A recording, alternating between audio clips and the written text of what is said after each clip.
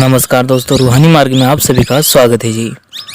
गुरु प्यारे साध संगत जी, यहाँ साखी एक बहन की है जो कि हमेशा अपनी बनाई हुई रोटियों में से एक रोटी अपने दरवाजे पर नित नेम से रख देती थी।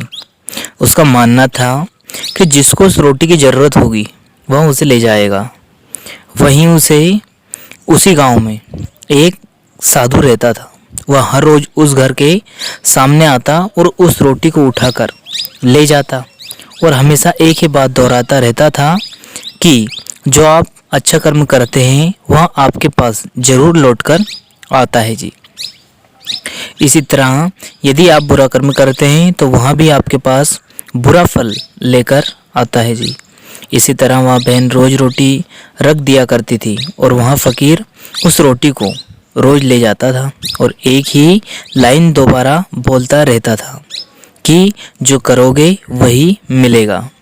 उस फ़कीर के मुंह से एक ही शब्द रोज़ रोज़ सुनकर वह बहन परेशान हो चुकी थी और मन ही मन सोचती थी कि ये व्यक्ति कितना स्वार्थी है जो हर रोज़ रोटी ले जाता है और कभी भी मुझे दुआ या धन्यवाद भी नहीं देता।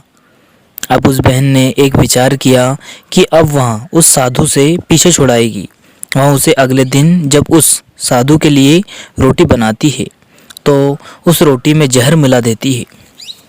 लेकिन जब वह बहन उस रोटी को दरवाजे पर रखने जाती है तो उसके मन में विचार आता है कि यह मैं ठीक नहीं कर रही, यह सही नहीं है। यह सोचकर वह बहन उस रोटी को आग में डाल देती है और उस साधु के लिए एक दूसरी रोटी बना देती है और उसे दरवाजे पर रख देती है। हमेशा की तरह वहाँ वो आता है और रोटी लेकर चला जाता है और अपने शब्दों की दोहराता रहता है कि जो करोगे वो पाओगे। अब वह बहन हर रोज़ रोटी रखकर अपने भाई के लिए दुआ मांगती थी जो कि उससे बहुत दिनों से बिछड़ गया था। वह बहन हर रोज़ दुआ मांगती कि हे मेरे प्रभु, मेरे भाई को मुझसे मिला दीजिए। ना जाने वो किस स्थिति में होगा। लेकिन समय का फेर देखो, जैसे ही शाम हुई और जब वहाँ अपने